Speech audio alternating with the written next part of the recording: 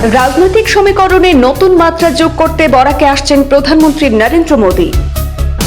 আগামী 14 মার্চ শিলচরে জনসভা করতে আসছেন দেশের প্রধানমন্ত্রী নরেন্দ্র মোদী। বরাকের 3টি বড় উন্নয়নমূলক প্রকল্পের ভিত্তিপ্রস্তর স্থাপন করবেন প্রধানমন্ত্রী। প্রায় 22,000 কোটি টাকার বরাপানি 5 গ্রাম এক্সপ্রেস হাইওয়ের ভিত্তিপ্রস্তর স্থাপন হবে। শিলচরে ফ্লাইওভার এবং পাথারকান্দিতে একটি কৃষি বিশ্ববিদ্যালয়ের কাজের সূচনা করবেন প্রধানমন্ত্রী। উন্নয়নের ইস্যুতে বড় ঘোষণা আর মাঠে নামছে হাজার হাজার কর্মী সমর্থক। আসন্ন বিধানসভা নির্বাচনের আগে বরাক উপত্যকায় রাজনৈতিক উত্তাপ ক্রমশ বাড়ছে। আগামী 14 মার্চ শিলচরে জনসভা করতে আসছেন দেশের প্রধানমন্ত্রী নরেন্দ্র মোদী। সঙ্গে থাকছে হাজার কোটি টাকার উন্নয়ন প্রকল্পের ঘোষণা। আগামী 14 মার্চ শিলচরে একটি জনসভায় অংশ নেওয়ার পাশাপাশি বরাক উপত্যকার 3টি বড় উন্নয়নমূলক প্রকল্পের ভিত্তিপ্রস্তর স্থাপন করবেন প্রধানমন্ত্রী নরেন্দ্র মোদী।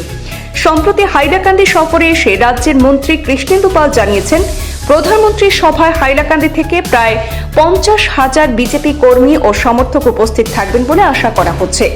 মন্ত্রী আরও দাবি করেন, খুব শীঘ্রই বিরোধী দলের একাধিক নেতা বিজেপিতে যোগ দিতে পারেন। মন্ত্রী আরও বলেন, বিরোধীরা যতই সমালোচনা করুক, আসন্ন নির্বাচনে বিজেপি 95টি আসনে জয়ী হবে এবং বর্তমানে মুখ্যমন্ত্রী হিমন্ত বিশ্ব শর্মা পুনরায় মুখ্যমন্ত্রী হিসেবে দায়িত্ব নেবেন। রাজনৈতিক বিশ্লেষকদের মতে ভোটের আগে প্রধানমন্ত্রীর এই বরাক সফর এবং বড় উন্নয়ন প্রকল্পের ঘোষণা নির্বাচনের তাৎপর্যপূর্ণ প্রভাব ফেলতে পারে। এখন বরাক উপত্যকার নজর আগামী 14 মার্চের জনসভার দিকে। আজকে বিশেষ করে আপনারা দেখেছেন যে আসামে একটা নতুন দিগন্তের আসাম বা আসামের বর্তমান যে পরিবেশ, এটা শান্তির দ্বীপ আসাম।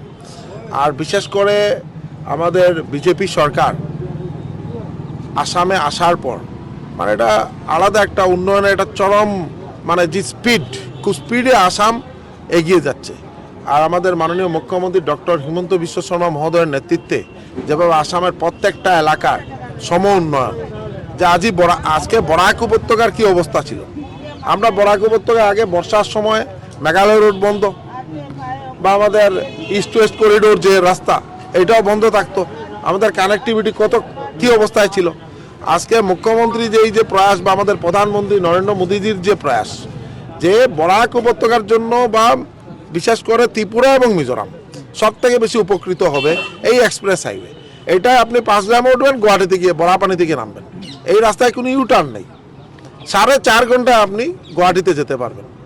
এই যে এত উন্নত মানের রাস্তা বরাক উপত্যকার কারণে একটা বহুত বড় প্রাপ্তি, বা বিশেষ করে ত্রিপুরা এবং মিজোরামের কারণে একটা বড় প্রাপ্তি।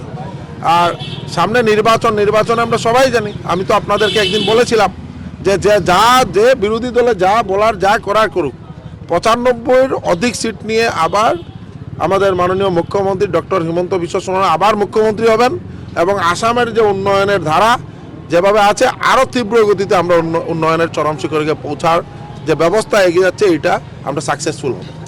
এখন পর্যন্ত আমাদের কাছে যে খবর আছে, এখনো কনফার্ম তো খবর আমরা জানি না, কিন্তু 10টার ভিতরে মিটিং স্টার্ট হওয়ার কথা।